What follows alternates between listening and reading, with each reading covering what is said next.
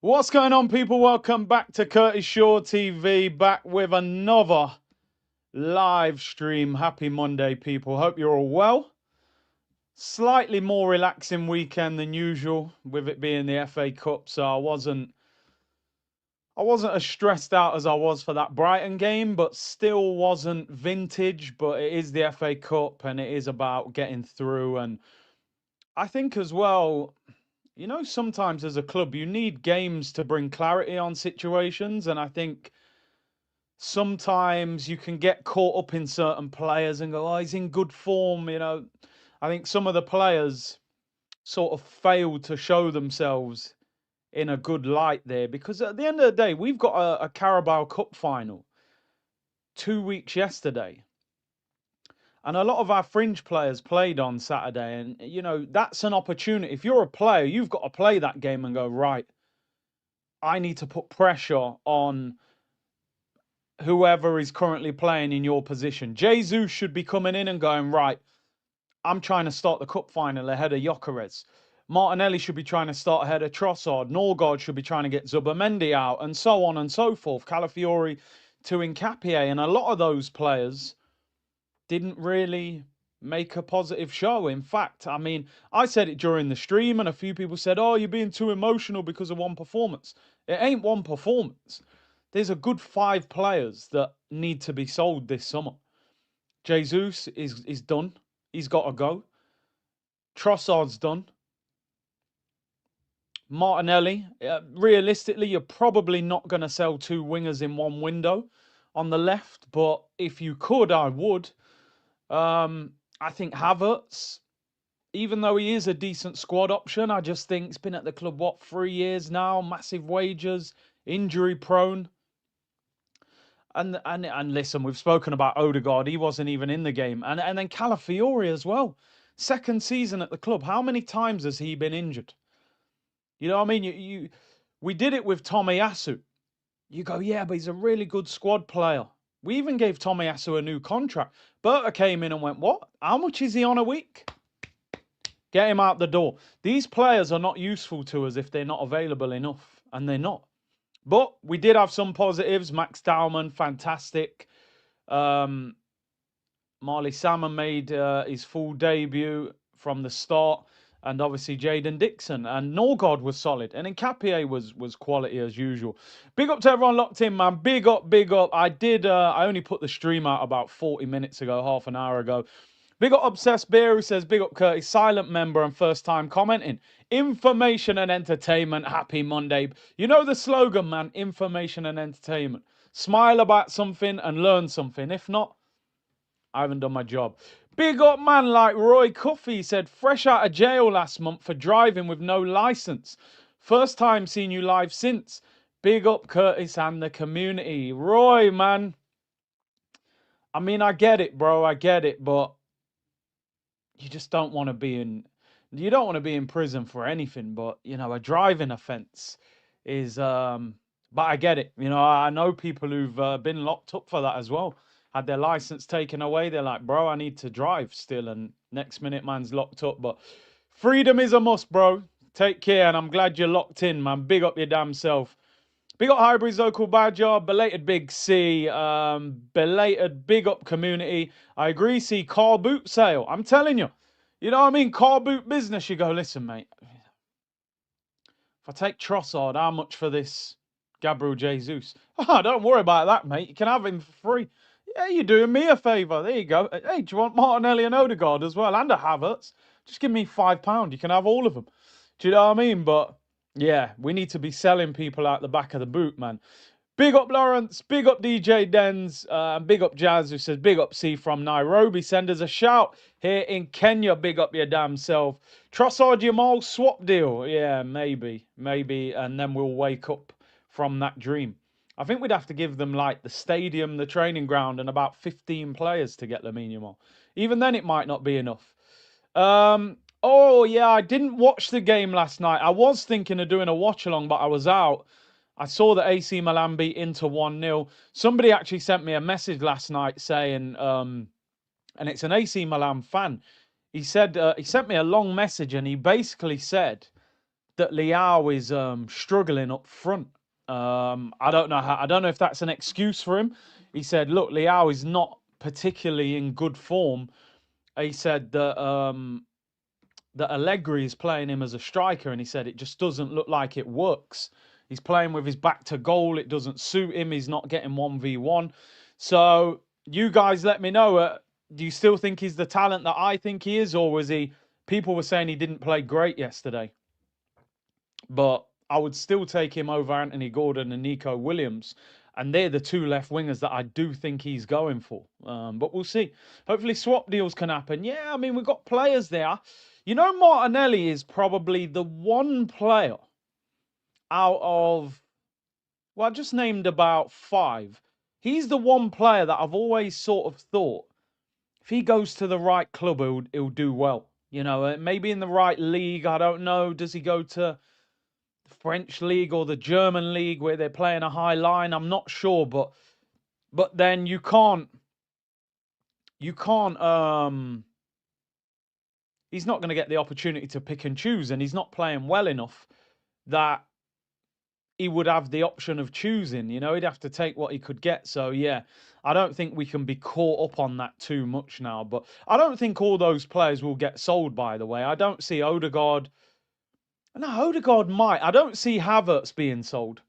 I think Arteta loves Havertz. We've seen rumours before that he'll get a new contract. So yeah, his technical ability is lacking.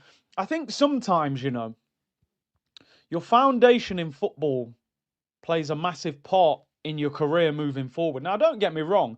There are players that didn't have the sparkly academy upbringing and still were ballers. Ian Wright didn't have the academy upbringing. He's one of the best strikers we've ever seen. Vardy broke the record. He didn't really go through the pro system. But you look at Martinelli and you think, I can see why he came through the 4th division in Brazil. Sometimes you look and you think there's something technically lacking in his game. You know, he's just an absolute, he was probably just absolutely rapid and was just ripping apart lower league players in Brazil and got a big move. And you can see that with his game, I think. Even Gyökeres, without being disrespectful to Gyökeres, you know, he did come through the system, but he didn't get a lot of football at a young age. You know, he played a lot of under-23s football at Brighton. And even with him at times, you go, whoa, I expect a bit more of a first touch or game understanding. And I think young players nowadays, I think they need to go on loan and play first team football at a young age and learn the game and the mechanics of the game before they come back and try and play first team football. Don't get me wrong, it doesn't always work. Sometimes you can just go through the academy into the first team, but a lot of them, I think they should be out playing football. Young MO, Mansfield game showed me our squad depth isn't squadding. The fact Dalman looked the best out of all our rotation. Yeah, totally agree. FA Cup draws tonight at 7 p.m. I don't know what time it actually starts in terms of the draw, you know, with the build-up and everything. Just looking ahead, a couple of things I want to talk about. We will get to the Mansfield game in greater detail. Again, I've waffled for about 12 minutes. I think my intros now, I'm just waffling like Arteta. FA Cup draw is tonight. Couple of, well, there's one I made earlier. I've listed the wrong one. That's our injury list. That is getting a little bit longer. We will talk about that one later. Where's my FA Cup one that I had prepared, people? What's going on here? What is going on here? Have I took that off? Here we go. Preparation, you see. I'll get that back up and ready anyway. But one thing I want to talk about, man, and again, this doesn't even concern Arsenal really, but yesterday, Fulham and Sunderland get knocked out of the FA Cup. They're playing lower league opposition and they're rotating their squads. And I'm sitting there thinking, what is going on with football nowadays? Like, why is there such a lack of ambition in modern day football? I don't understand it. Like, no disrespect. When's the last time Sunderland or Fulham did anything significant in at any level, without being disrespectful? Maybe they've won the playoffs and won promotion. Why would Fulham not sit there mid-table in the Premier League and go, okay, there's no way they're going to get relegated. They're probably not quite going to make Europe. Why would they not just go, let's try and win the FA Cup? Even if you get to the FA Cup semi-final, the game's at Wembley. Why would Fulham not want to take their fans to Wembley? I know, man are calling me Curtis Truman, Patrick Shaw. I'm telling you, man, nah, man, these clubs have to fix up.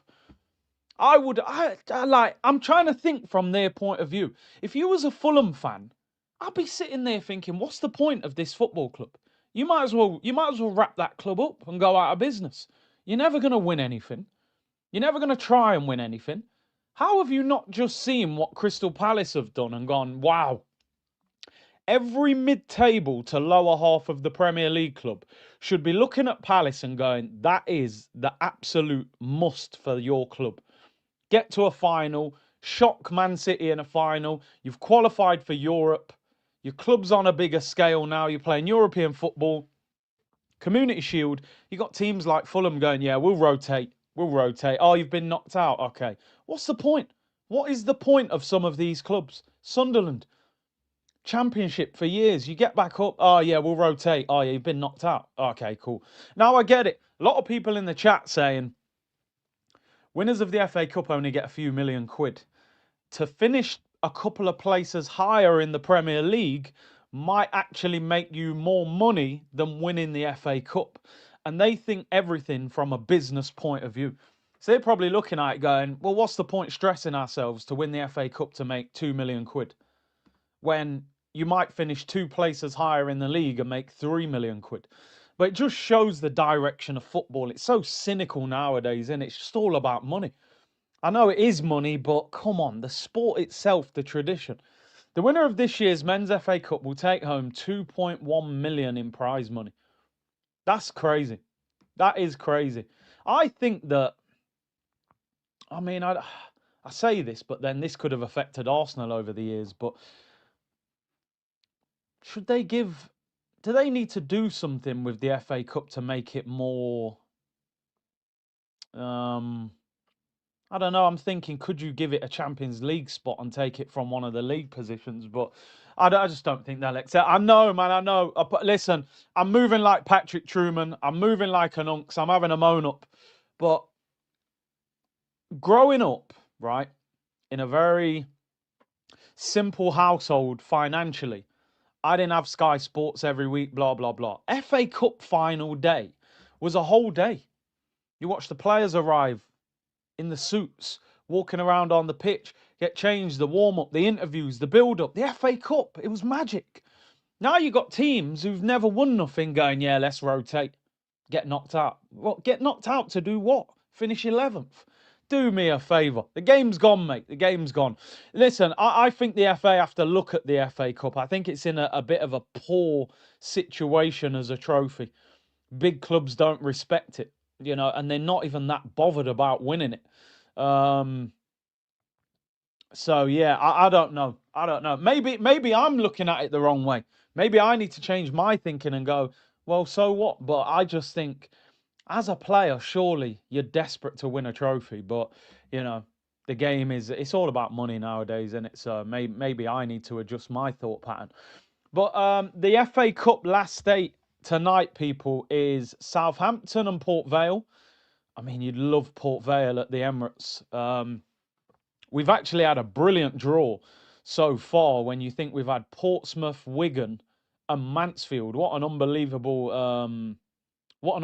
run that is.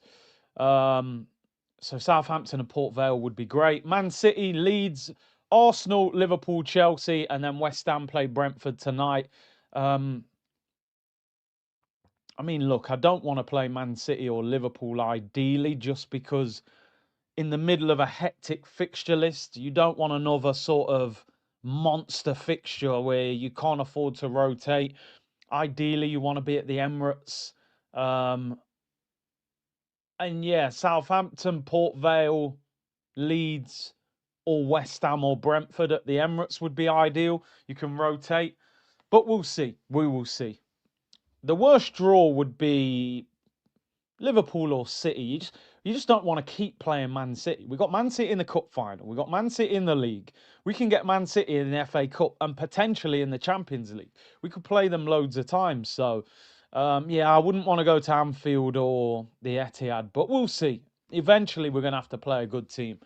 We all remember the Spice Boys in the dead suits the FA Cup used to match. I'm telling you, man, they used to bring out songs and everything.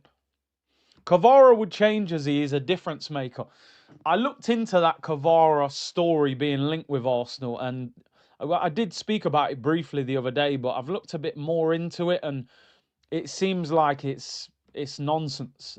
He signed a 5-year deal. He's in his second season. There's reports saying he's very, very settled there. So I just don't think that's going to happen. You guys know I've said for the last year, maybe longer, that Kvara was the ideal left winger for Arsenal, but I just don't think it's going to happen. Listen, maybe if Luis Enrique leaves PSG and things change there, maybe we have an opportunity, but we have to sort of think realistically as well about who we can get. May look cold, but team growth in performance is priority. We have to sell Havertz, Nelly, Trossard, Calafiori, Jesus, Ben White. Sorry, but we have to keep growing. And you know what, Elton? Either scenario, if we win the league, you've got to sell them. If we don't win the league, you've got to sell them. There is no scenario that Arsenal should get caught up and go, oh, but we've won the league and he scored a really important goal, so we'll keep him. No, get rid. Alex Ferguson, would win titles and bin players. It's all about going to that next level. The worst thing that Arsenal could do is like win the league and go, right, we've done it 20 odd years. Now we're just going to relax. Because then you'll go another 7, 10, 15 years and not see another one. Imagine winning a title invincible. If I'd have said to you at that time, yeah, you ain't going to win another trophy, Premier League trophy for 22 years, you go, you're crazy. We didn't lose one game all season. We're going to win it next year and the year after. Because I tell you something, we need to win the Champions League. We need European history. We can't have fans singing Champions of Europe. You've never sing that. Chelsea have got 2 Champions Leagues. We don't have one. This is bigger than just winning a title. We need to win a title. We need to win another title. We need to win a Champions League. We need a period of dominance. Not necessarily we're going to win league after league in a row, but it needs to be like, for the next 4 or 5 years, you're going to win silverware every season. We're going to win a title this year and a Carabao Cup. Next year, we're winning a Champions League. Year after, we're going to get the league back and nick a Carabao. I want Arsenal to go and win 5, 6 trophies over the next 3 or 4 years. Pep's going to leave City in the next couple of years. I've got no doubt about that. So we've got to have that little period of domination. Saliba's and them, they've all signed long contracts. This is bigger than one title. You can't win one title and then not win anything for the next 3 years. That's what I want to see. I want to see Arsenal. The good thing about Arsenal this summer is we don't need a lot of players, but we need top quality players. Arsenal need about 4 players this summer. We need somebody to go and challenge Rice and Zubimendi. That could be a Tonali or a Wharton or an Anderson or somebody of that ilk. I think we could do with an attacking midfielder like a Rodgers, possibly. But that's not desperate because you could play as Odegaard might still be here. Havertz, you've got Waneri, you've got Max Dowman. We need a left winger. And I think we're going to need another striker, which sounds crazy because we've signed one of the top goal scoring strikers in Europe. But I think even if we win the league and Gyökeres finishes the season well, I think you get rid of Jesus, possibly get rid of Havertz, and go and get another striker. This is what clubs do. Look at Man City at the weekend. Newcastle away, they went, Haaland, yep, weekend off for you. Mamouche went, yep, no worries, I'll handle this. Look how good Mamouche is. That's their backup striker. Look how good Alvarez was. That's their backup striker. Arsenal need another striker. Go and get Alvarez off Atletico. Go and get Osimhen out of Galatasaray. That's the way we got to move. We got to dominate. Derek said, I agree. See, make a new legacy rather than flogging the same old invincibles. Yeah. Bro, I said this. History Channel settings. If you notice, most days, my green screen is history related because I look at modern players, I'm like, oh, we ain't won nothing. Wenger's on the green screen. Thierry Henry, Vieira, Petit. I want to be putting Saka and Saliba on the green screen. Declan Rice. That's what I want to be doing. Got to create our own history. I've got a feeling Alvarez goes to Barcelona as well. I think with a lot of these South American players, they want to play for Barca or Real, and I think Lewandowski will be replaced this summer. Manchester going to big up Big C in the C unit. I thought Arsenal won something like a European Cup back in the day. We won the Cup Winners' Cup, which obviously doesn't exist anymore, but nah, we've lost in finals. The Naeem lob over David Seaman, and then obviously that one Champions League final that we should have won if it wasn't for that certain Spanish goalkeeper getting done at his near post twice. And Thierry with the most painful moment probably in the history of Arsenal Football Club. He makes it 2-0. We win the Champions League. Would you take Emile right now for 35 million? Emile Smith-Rowe? Nah, no chance. No chance. Smith-Rowe's done, bro. Smith-Rowe's done. Yeah, his name begins with A, Oz. We don't like to talk about him.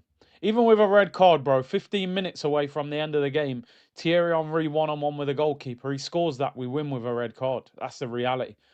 Thierry said it himself that his legs were gone, Still blame Lehmann. Sounds crazy, right? Because there's a lot of blame game around that Barcelona performance. I blame our goalkeeper that came on. People blame our Lehmann.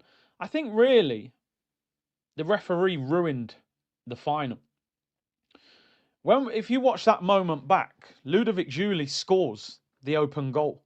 Why didn't the referee just give them the advantage, let them score, and leave us with 11 players on the pitch and just go toe-to-toe? That's what he should have done. It's hard to blame Jens Lehmann. Lehmann saved penalties in the semi-final. Do you know what I mean? He was exposed. He came out. Eto'o takes it round him. He's trying to stop the goal. I think it's difficult to blame Jens Lehmann. The referee ruined the game. It's a Champions League final. It's the biggest club game in the world. Sold out stadium in Paris. Eto'o takes it round the goalkeeper and Giuly scores. And you're, oh, no, blow the whistle, send him off. Come on, man. What are you doing? Let them score. 1-0 with 11 players. So, yeah. But we know that Barca had refs. Yeah, they had refs in their pockets. Them times there. So, yeah, is what it is. Do you think City will win a trophy this season? I mean, there's Arsenal fans online saying we can win the quad. But Man City can win the quad. So, yeah. If I was going to put a bet on now, I would say probably Pep will win something. I'd be very surprised in March if Man City can win all 4 trophies that they leave with no trophies. I'd be shocked. We just got to hope it's not the Champions League, not the Premier League, not the Carabao Cup. This is the first year that the FA Cup has been bottom of the priority list for me as a football fan. Every year, the FA Cup would be more important than the Carabao Cup, but this year, I don't think it is. Because that Carabao Cup final is next weekend. And I think that we need to beat them. I think we need to go to Wembley and leave with a gold medal round our necks and be at the top of them steps, looking down at Pep and Man City. Because I think psychologically, they'll go, we're going to win the league. We're better than them. We've just beat them in a final at Wembley in front of 80,000 fans. Can you imagine? Look, we're already quite an emotional team. Can you imagine Arteta and the Arsenal squad at the bottom of the steps looking up at Man City and Pep? And remember, you have to applaud them. Standing there clapping them going, they've just beat us in a final. And now we've got to go to their ground in 4 weeks. And remember, there's an international break after the cup final. So for 2 weeks, you're going to be like, yo, got to catch a flight, got to play for my country. Can't believe what I did in that game. Maybe a player made a mistake. Maybe a player missed a chance. I think psychologically, losing to them in the Carabao Cup final will cause us a massive problem. I think City will be able to deal with it more than us because they've been there a lot. Your Rodris, your Bernardos, they go, well, I've got 5 of these in my drawer already. Do you know what I mean? They'll be hurt. I think Arsenal will be devastated if we lose. That Carabao Cup final is going to be absolutely unbelievable. I'm nervous thinking about it now. I'm not going to the final, people. I actually was able to get a ticket. But do you know what? I think sometimes I've been to a cup final before. And, I wanna do the watch along with the community. I've never done an Arsenal Cup final watch along on this channel. Also, I want to watch the game with crews and stuff like that. I could only get one ticket, so things like that. So I want us to experience that together. Listen, we win. Maybe I jump in the car, fly down to Wembley, and join in the celebrations. But yeah, man, that's going to be crazy.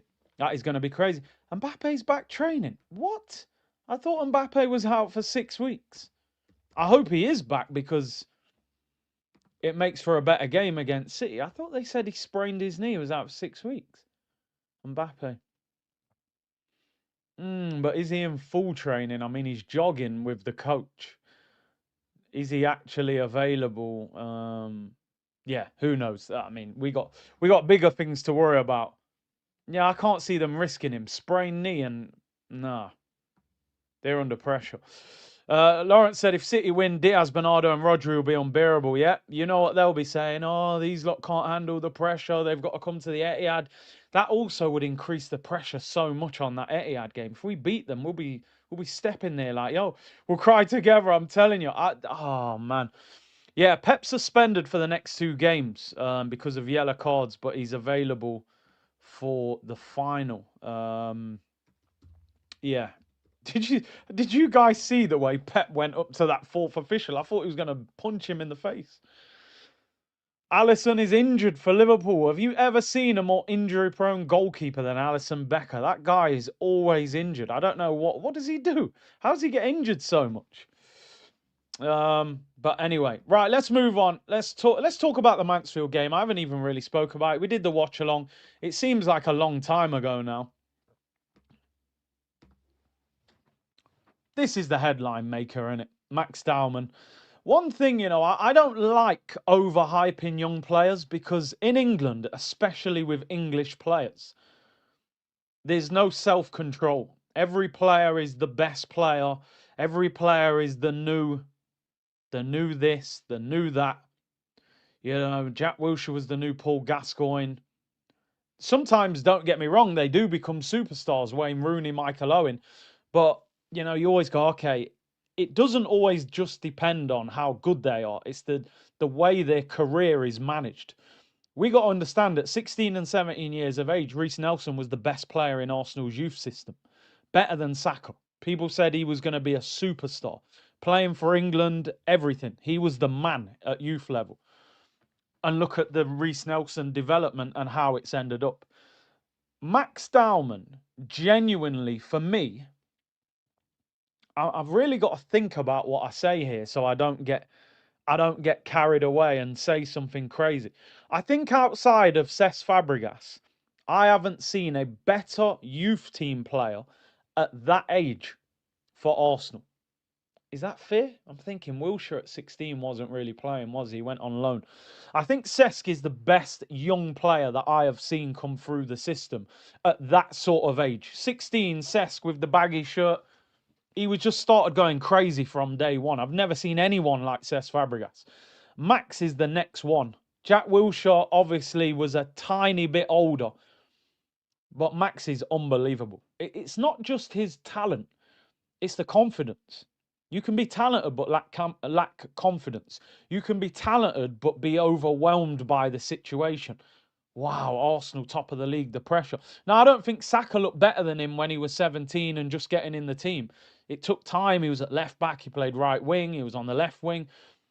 I genuinely looked at him on Saturday and thought, you're the best player on the pitch. You're the player that I want Havertz to give the ball to. I want Norgard to give. I don't want Martinelli running at the right back. I want him to give you the ball. And do you know what?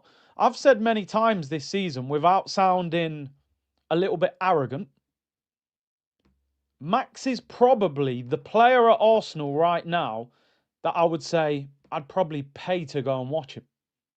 I think when Eze's good, he's got something about him as well. When Eze's nutmegging people and playing great passes. But genuinely, Max is the player you'd go, yeah, I'd pay to watch him. When he gets the ball, you go, right, something's going to happen.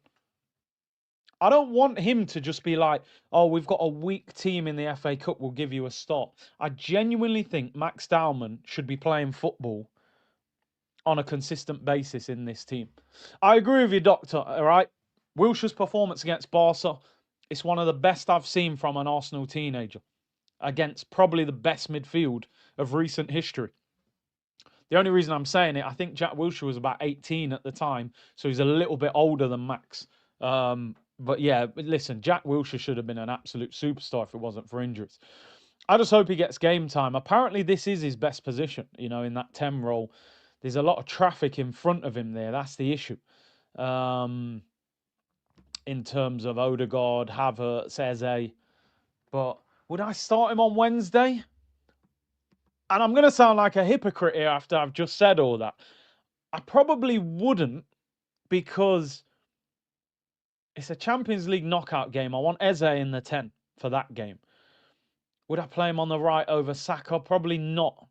Probably not. I wish he could play on the left. I wish he could. He'd start on the left. I'd start him Wednesday if he could play on the left. Genuinely. Is there even a world you could move Saka to the left and play Max on the right? He wouldn't do that though. But yeah, I think the 10 actually suits him better, because he's got the whole pitch to move around, But he's quality, absolute quality. Man of the match for me, by the way. Man of the match. I don't care if he missed them chances. He's brilliant. Let's just go through the game briefly. I don't really want to delve into the game too much. I feel like we've talked about it a lot anyway.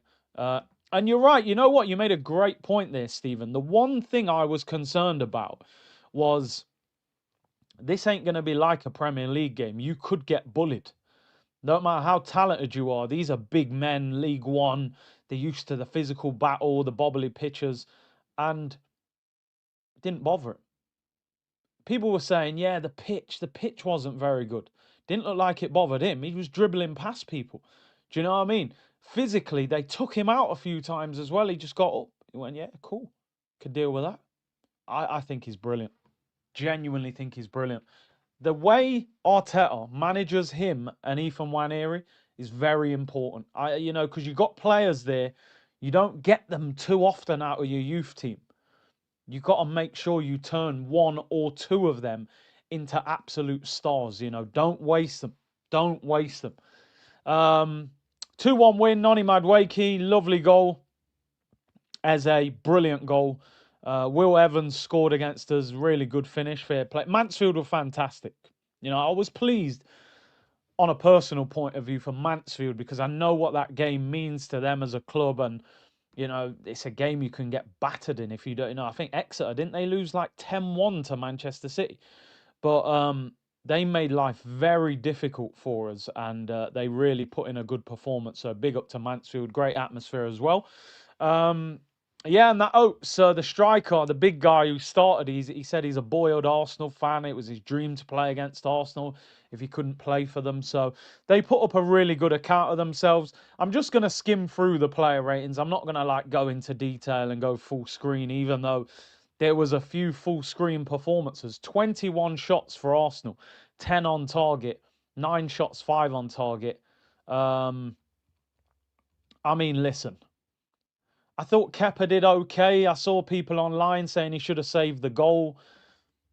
Sometimes, as a goalkeeper, them shots that are close to you are quite hard to save. I actually thought it was a good finish. Yeah, he shushed the fans as well. I don't mind that, man. Why not? Why? You know what I mean? That's a once-in-a-lifetime opportunity. You don't score and then, be all timid about it. Shush the fans, knee slide. Do you get free access to the club's facilities? So, I can go to the stadium, I can go to the training ground. I could have gone to the game, to be honest, but I only found out late. But yeah, I could go to any of their games. I could get pitch side. They've invited me on the radio before to co-commentate, but I turned it down once because it was short notice and I didn't actually know enough about their team. I was like, I can't come on the radio and talk about your team. I don't know half your players. So yeah. But yeah, they're cool, man. They're very good, the people I know there. I thought Kepa did okay, 6.5. The goal, I'm not really at him too much. Marley Salmon, 16 years of age. I thought he did well. The goal, listen, there is an element of blame attached to it. I'm going to be honest. I'm not going to completely say that because he's 16, it's not his fault. But I think Mosquera could have done more to try and fix the situation, is what I will say. Did he? But yeah, he'll learn from it. Listen, mistakes are part of the game. You know, mistakes are part of the game. Oh, somebody just said in the chat that Rodri's punishment's just been revealed. Let's have a look. We'll have a look. I bet it's some Mickey Mouse. Rodri has been sanctioned for media comments that he made after Man City's Premier League game against Tottenham on the 1st of Feb. Improper conduct. Rodri has subsequently admitted the charge against him. The commission have imposed an £80,000 fine and a warning as to the future conduct. There we go. Listen, I don't even want to get into it. I don't want to get into it, man. You just knew it, didn't you? They've waited about 6 weeks and said, don't worry, mate, we won't ban you for any games. 80 grand, he probably took that out of his back pocket, paid it cash. Absolute shambles, that is. So your manager is getting banned for games for just shouting at the fourth official, and, you know, which we see referees do all the time. You're banning Pep for 2 games, but a player, you're going, listen, mate, just call it 80 grand, yeah? And a warning. Oh, I saw people online saying, you know, he could get banned for the Arsenal game. 80 grand and no games. What's the point? 80 grand's like me taking £1 out of my pocket. Yeah, there you go, mate. Did you take cash? Yeah, all right. There you go. Shambles. Look how long they've waited to do that as well. They've probably been arguing. Should we actually ban him for a game? But we need a good title race. Dear, oh dear. Let me not get into it because I don't like blaming corruption and refs and all that. I'm not that guy, but it's a shambles, that, by the way. Shambles. Yeah, Rodri's not great anyway, but you'd rather him not play him, wouldn't you? Marley Salmon, I'll give him a 6. Decent, but, you know, he'll learn from it. Mosquera, 5. I thought he was poor. I'm sorry. I thought he was poor. I thought that was arguably Mosquera's worst game in an Arsenal shirt when you consider the opposition. Got spun in the first half, and then the goalie got twisted inside and out, you know, and his body shape was all over the place. One thing I don't like about Mosquera, he dives in too much, goes to ground too easy, you know, and you can't do that nowadays, not with VAR. You know, you've got to stand up. You won't, to me, a defender should only slide tackle if it's the last port of call. I can't get there, so I've got to slide. He slides first option. Listen, he's had a very good season. 3 at the back with a 16-year-old next to you, not easy. I understand that. And he has been very good this season. So I don't want anybody to think I'm writing him off. Again, a learning curve. A learning curve. Calafiori, yeah, not great for me. Came off injured, got booked. 5 out of 10. You know, got his typical yellow card when somebody's running past him. I'll be honest with you, people, man. I might jump in the gun here, people, but at the end of the season, I would be looking at Calafiori with an open mind in the sense of, like, are we keeping him for another year? Some people will think that comment is crazy because at the start of this season, Calafiori was having a really good season. But you can't afford to keep injury-prone players at the club for too long because you know what happens? They plummet in value and you end up with a Tomiyasu situation in your hands where Tomiyasu was brilliant. He was versatile. We all loved him. 2 or 3 years of injuries, guess what? You can't get a penny for him. In fact, you're paying him to leave the football club. Maybe you would say give Calafiori 1 more year, but it depends how he finishes this season. You can be a good player. If you're injury prone, you're no good to us. And I just think Nkapie defensively is a level above him. So we'll see. Maybe give him another year, but I wouldn't be against it if somebody offered good money for him, by the way. And he said he wants to go to back to Roma at some point. And you're right, J Dime. We don't actually have a left back. We've got 2 centre backs and a centre mid playing at left back. Calafiori and Nkapie, Lewis Skelly. Gabriel Martinelli. I mean, I said I'm going to skip through it. I'm not going to do full screens, but he, for me, had an Absolute shocker. Do you know what? Somebody messaged me in the comments on YouTube and said, "Oh, Martinelli got an assist." Brother, sometimes you just got to forget about stats. Yeah, he played a 10-yard pass to Noni Madueke on the edge of the penalty area that he whipped into the roof of the net. And like, it ain't like he played a ball that split their defense in half. There's different kinds of assists. I can play a 5-yard pass to you on the halfway line. You can do a Diego Maradona. Go past 7 players, take it round the keeper and put it in, and I'll get an assist for that. There's certain types of assists. Martinelli had a stinker, mate. I'll give him 2 out of 10. He had a shocker. I give him a 1.5. Yeah, go on, we'll give him 1.5. I don't think he got past that fullback all game. He just looked at him and thought, yeah, I ain't got nothing. No skill, no idea how to get past him. What happened to Calafiori? Talk of the best left back in the league. Injuries, bro. Do you know what I mean? And Nkapie's gone up a level. Alessandro, humour me, see, if we win the league and Tottenham get relegated, should we buy their stadium, save upgrading the Emirates, turn into UK's biggest Nando's? Yeah, why not? Why not, mate? Just turn it into a, we'll just do concerts there. Maybe we could train it. Maybe we can use it for storage. I think I think they could get relegated.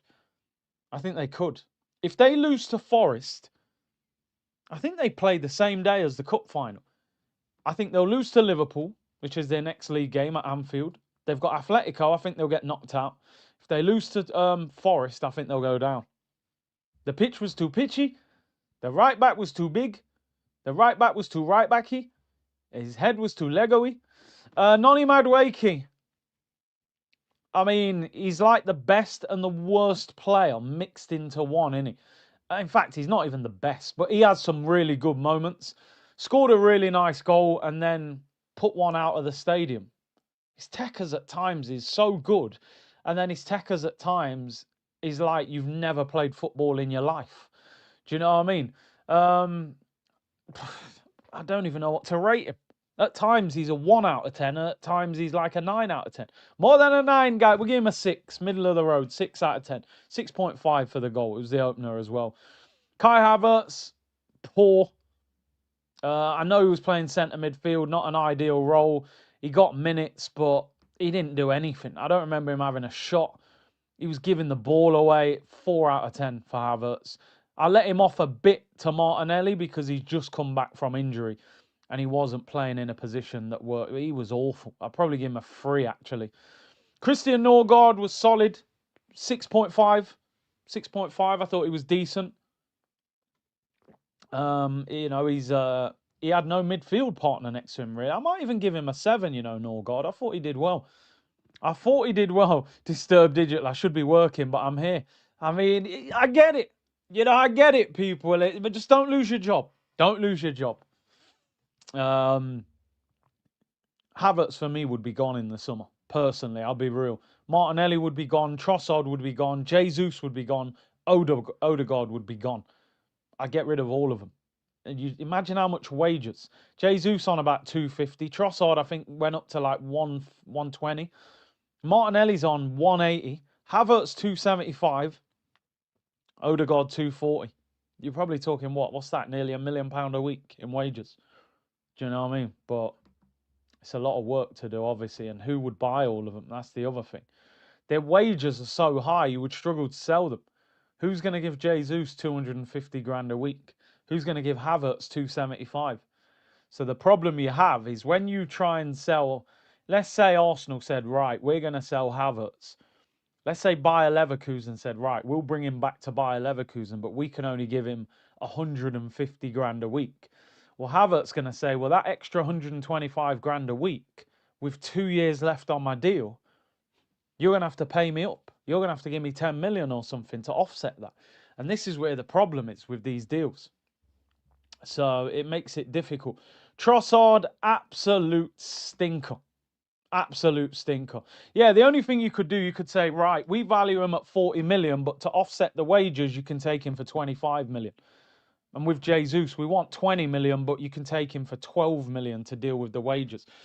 When are one of these Saudi clubs going to come and buy our players? I see bang average footballers go into Saudi for 40, 50, 60 million. Come and buy Trossard. Take Martinelli. Take Gabriel Jesus, man. When are they going to come and buy our players? Trossard had an absolute stinker. 2 out of 10, awful, and came off injured. Honestly, the Mansfield players played better than him. He was awful. Painful to watch. Whichever player you start left wing, you want the other one to come on. Trossard starts, say, get him off. I've seen enough. Get Martinelli on. Then Martinelli comes on. You go, oh, get him off. Bring Trossard back on. We need roll on, roll off. Genuinely. You're right, Doctor. It's like trying to sell the clothes that you don't wear anymore. They're dusty. They've been in the cupboard for 4 years. You're keeping them in case you wear them. But deep down, you're never going to wear that shirt. You probably wore it 10 years ago. It ain't working no more. It's like a Visu jeans. Do you know what I mean? You ain't wearing them no more. Maybe they'll come back, actually. I don't know. Yeah, when you're picking Martinelli or Trossard, you're like, well, which one do you think's worse? We'll pick the other one. The only good thing I'll say with Martinelli, he's good in Europe, so hopefully Leverkusen he does well. Max Dowman, man of match for me, 8 out of 10. I'd have given him 9 if he'd have scored. More than a 9, guys! More than a 9. Best player on the pitch, 8 out of 10. Embarrassed a lot of these squad players. Gabriel Jesus, I mean...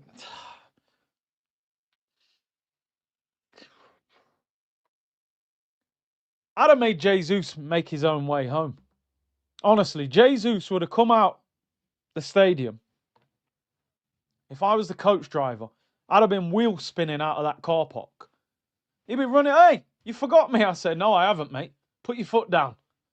I'll be whipping round the corner. Make your own way home. I play for Arsenal. Nah, you don't, mate. You're on gardening leave. Please, man, please.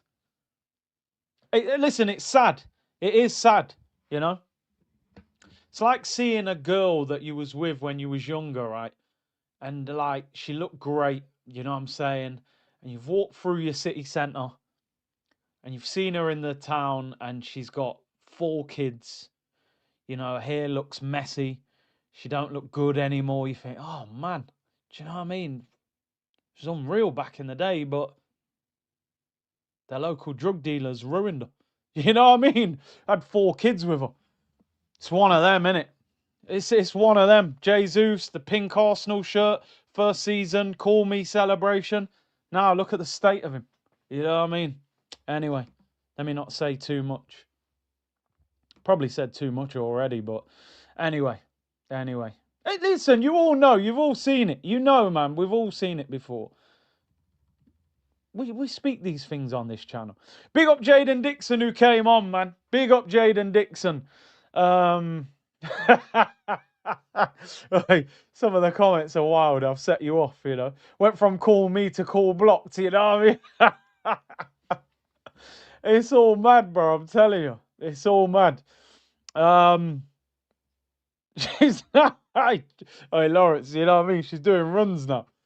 Anyway, Jaden Dixon, I thought, did well when he came on. 6.5. Give him a 7. He's only young. It was his debut. I thought he did well. Timber, can't really remember him playing. Came on late, but he was solid. Eze, I'll give 7.5 for the goal. The goal was outstanding. Saka came on late, 6. Nkapé, I'll give a 7 just for that challenge. What a challenge. The way he just clattered that guy at the end. And he was offside as well. He just absolutely wiped him out. But yeah, job done. Arteta, I'll give, I don't know, 7. I actually think it was the players' fault more than Arteta. The only thing I blame Arteta a little bit, the formation was crazy. We looked like we didn't have a clue what was happening. You know what I mean? It's like we're speaking a language, we don't even understand it. You know?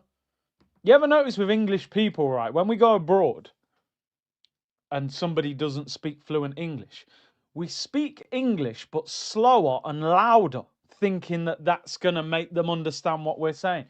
Well, mate, do you know which way it is to the bar? They're like, oh, no English. You're like, do you know, bar, which way it is? Oh, yeah, I understand, mate. Now you've slowed it down and gone a bit louder.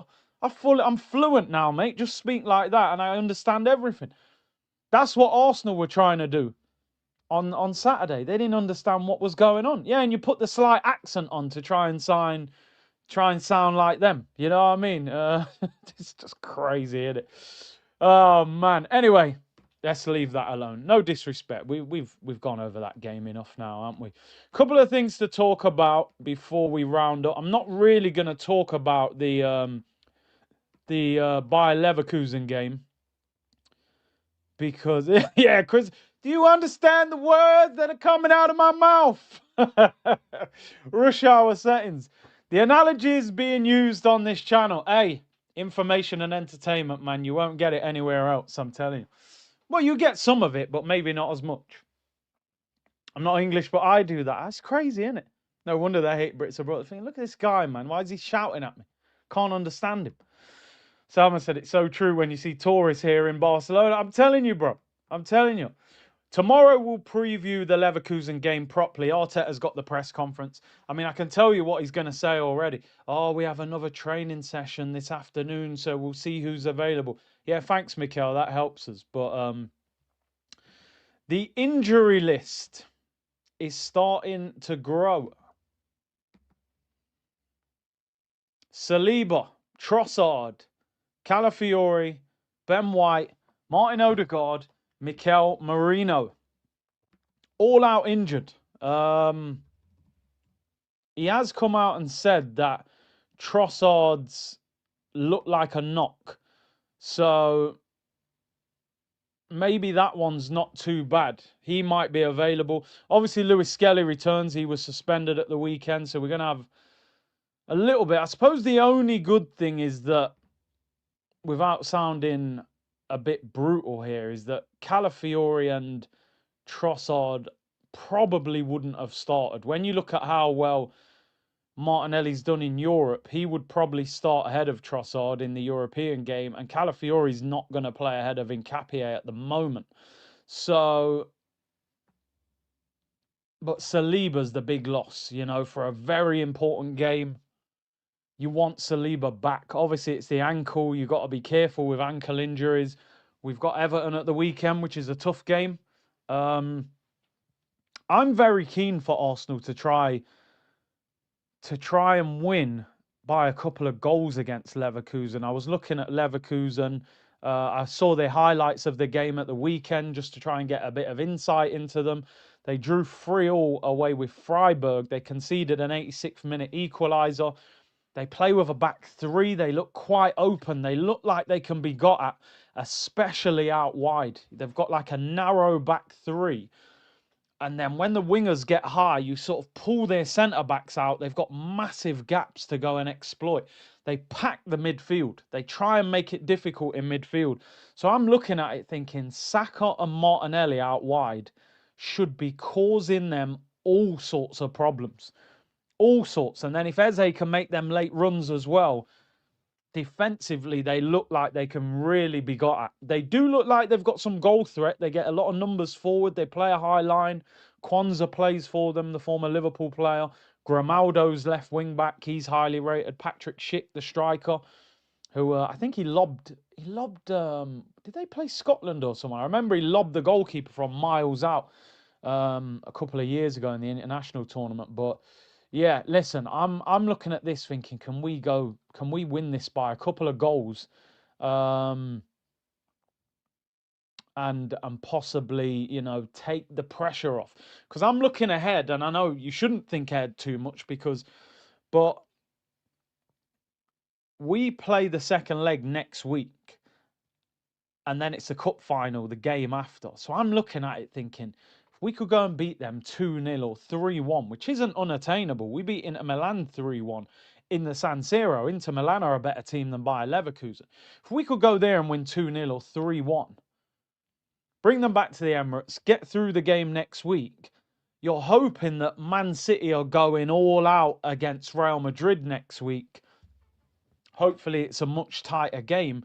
You just kind of hope we're slightly better prepared for that final than they are by, you know, not having such a difficult game. That's the hope. But listen, this is football. It just doesn't work like that. You know, this is still a dangerous team, to be honest. D said, did you watch ACV Inter and your guy Piri Piri Madwaki. You know what? I only watched about 15 minutes of it, man. Luka Modric was rolling back the years, by the way. What I saw anyway. And like I said, I didn't watch the whole game. There's a guy who follows me, is a big AC Milan fan. He watches every game, and he said, look, Leao, he's playing up front at the moment, and it really isn't working for him. He said, with his back to goal, his hold-up play, he says, doesn't look. He was saying, listen, you could probably get him for less money because he's not in great form. But one thing I've sort of admitted is I don't think Leao ends up at Arsenal anyway. He's just not an Arteta kind of player. Do you know what I mean? He's rapping. He's got shiny cards. It's bringing him back to Aubameyang. He ain't going to go near him. Gunnar Galactico said, what's up, Kurt? It's not sure if you saw the Milan derby. Leao was woeful. Got dragged at 80 minutes. Hopefully we get Kvaratskhelia. Yeah. I mean, I'd love to get Kvara, but I just don't think it's happening. From what I've read, he seems like those reports are quite false about Kvara leaving PSG, but you never know. You just never know. But I think we'll be going elsewhere. There was one transfer story today. Yeah, we'll end up with Gordon or Nico Williams, to be honest. I reckon Nico Williams, who we end up with. I don't really want Nico Williams, but I could see that happening. Michael Kayode. Not quite as exciting as you was hoping for of a transfer story, but when you do the maths, kind of makes sense, don't it? Michael Kayode is the Brentford right back who has got the longest throw-in in the Premier League. So, yeah, we love set pieces. Why not get the guy with the longest throw-ins in the league as well? Apparently, he's actually having a very good season. Do you know what it is? I don't watch Brentford enough, to be honest. I did notice when we played them, he looks like a decent player as well. 21 years of age, born in Italy, came up at Fiorentina. It's his second season at Brentford. Apparently having a very good season at right back. I don't know enough about him. He looks all right, what I've seen of him. It probably does make sense. The story basically goes on to say that Arsenal are open to the idea of selling Ben White this summer, which is something that I've heard and I've repeated to you guys that I was told by someone at the club Ben White could leave this summer. He's on big wages, and obviously he's getting older now, Ben White. Not that he's old, but obviously he's having a lot of injury problems, which is where the concern is. Ben White is 28 years of age. He turns 29 this year. Michael Kayode is 21. He's playing a lot of football. He's young. His wages would be lower. And he's got a massive long throw. And Arsenal like direct football at the moment. So I can understand Arsenal going for it. Livramento is the other player we were linked with, but a lot of the stories saying that Livramento could be going to Man City. I think the problem we've got with Livramento is that he wants first team football. Now we've got Timber. He ain't coming to Arsenal to sit on the bench. He can go Man City and play right back. Livramento is probably better than Mateus Nunes as a fullback, even though I actually think Nunes has done well, considering he's not an actual defender. But I wouldn't be... listen, I haven't seen enough of him to know really, really how good he is. But what I have seen of Kayode, he does look like a decent player. They reckon could be about 30 to 40 million pounds to get him. I suppose how you would do it is, if Livramento goes to Man City, you sell Ben White to Newcastle as Livramento's replacement, and then you buy Kayode to come in as the right back to replace Ben White. But, I've made that sound very simplistic. Football doesn't really work like that, does it? But we'll see. We'll see. Listen, this season, if Ben White goes, you get a good right back, somebody like him to cover. Timber has the most dribbles in the Premier League, by the way. There you go. There you go. Is he good offensively? Do you know what? Honestly, I haven't seen enough of him. I'll make a conscious effort to try and watch more. I mean, Brentford are playing West Ham tonight, so I suppose if you're not watching much tonight, you get a good opportunity to have a look. So we'll see. But I could see that kind of deal happening, to be honest. The final story, and listen, we know about this story already, but everybody's sort of confirming it now, is regarding Piero Incapia. He's now set to join Arsenal on a permanent transfer at the end of the season. Even though it was a loan with an option, it was an obligation if he played a certain amount of football, and that triggered the obligation to buy him. So what Arsenal were probably doing at the start of the season was saying, let's not play him too much, because if we play him, trigger this obligation, and then realise he's not that good, we're stuck with a £45 million player that we don't truly want. So I think that's why, and obviously he had injuries at the start. He'd had a groin issue at the end of the season with Leverkusen. I think we can now see 45 million is a bargain.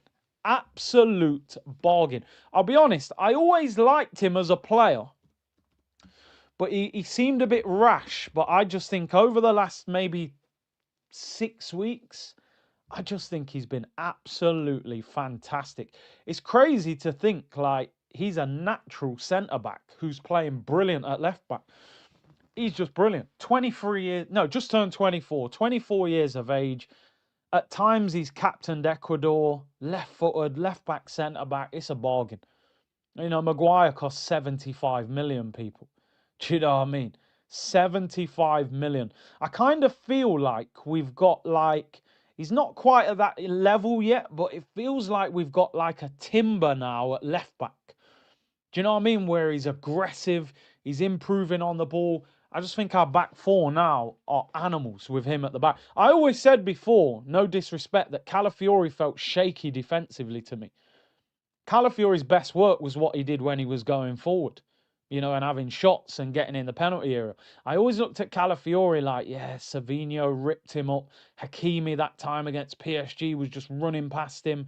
I've always felt he was a bit shaky, even though he did start the season well, Calafiori.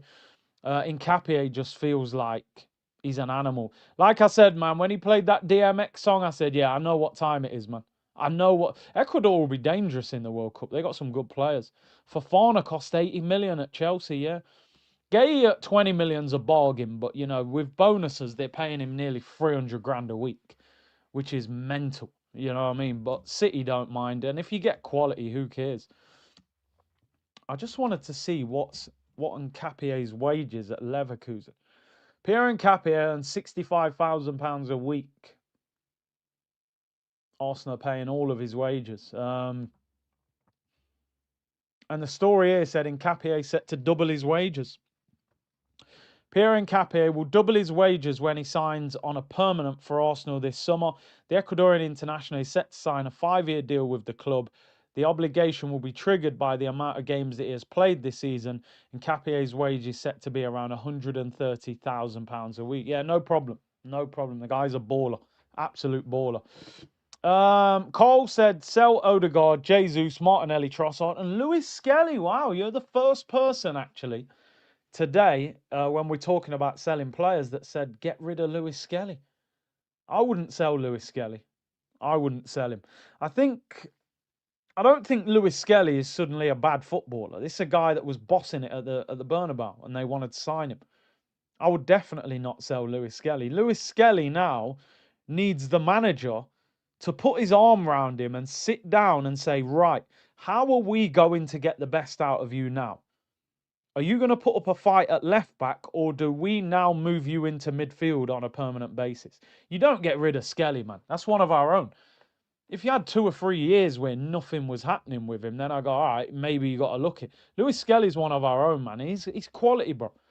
Lewis Skelly can play football, man. I would love to see him get a run in midfield. He's 19 years of age. No way would I sell Lewis Skelly. He ain't going nowhere either. He signed a new deal last summer. You'd send him on loan.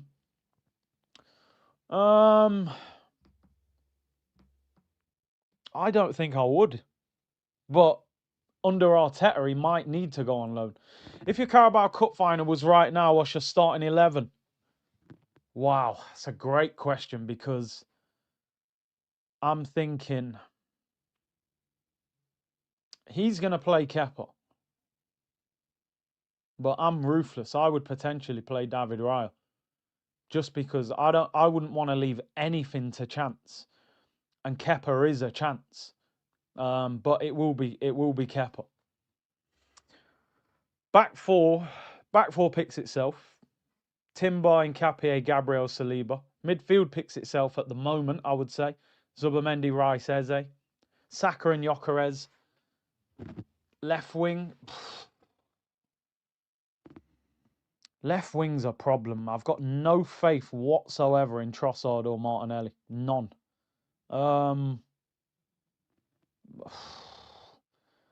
Would the final be the time to try something? I don't know. Could you throw Max in? Could you play Havertz 10 and put Eze on the left? But then I want Eze in the 10. Could you play Noni on the left? Could you play Jesus on the left? I couldn't tell you. At this moment in time, that left-hand side is a pick a mix. You put your hand in the bag and just see what comes out. I've lost all faith in both of the left wingers. I really have. They just don't keep the ball well enough. They're just not dangerous enough. Trossard does do well v City. Martinelli scored that lob against City this season as well. I don't know. At the moment, you probably play Martinelli on the Wembley pitch, but I suppose it depends who's fit by the time you get to that final. The problem with playing Eze on the left, you're asking him to do loads of work, and that's not what he's good at. Yeah, it's a bag of revels, and I keep getting the coffee flavour one, which I never liked. Do you know what I mean? I think when you put Eze on the left, you're just not getting the same player. And because of how hard you have to work on the left for Arsenal, I just don't think Eze on a Wembley pitch is about that life. You know, I think, yeah, I wouldn't risk that. I'd play Eze in the 10. I said a few weeks ago, Eze can win us trophies. He's a match winner. At the end of the season, you need players on the pitch that can just win you a game in a moment. Eze is one of the moments players that we've got. I want him in the 10. Nelly is better as a super sub. That is a good point. He is. He doesn't tend to start games well, does he? Right, people, we are out of here. Thank you very much for tuning in today. Is anyone live? Do we redirect? Who's live? Troops is live, people. We'll redirect a man like Troops. Hit him with a C unit raid. Take over the chat. I will be back tomorrow at 1:30. I don't think we'll have press conference reaction because the Champions League press conference is usually in the evening. But we'll obviously preview the game and look into more detail. Massive game on Wednesday. I might even do a watch along tomorrow night. Who's the games tomorrow? Atletico, Tottenham, Newcastle, Barca. Oof. Maybe Lamine Yamal. Oh, FA Cup draws tonight as well. Yeah, I'll see if I get back. I might be back in time for that. We may do something for that as well. Do you know what? On Wednesday, I think I'm going to do a double watch along as well because our game is at 5:45. 6:30, 6:05. Yeah, that'll be done by like 7:30. I might do the Real Madrid Man City game straight after as well. So yeah, we'll do a lot of content over the next couple of days. But listen, big up to everyone locked in. Hit the like button, subscribe if you haven't already. Hit Troops with the raid, take over the chat, C unit raid and all that good stuff. And I'll see you all soon, people.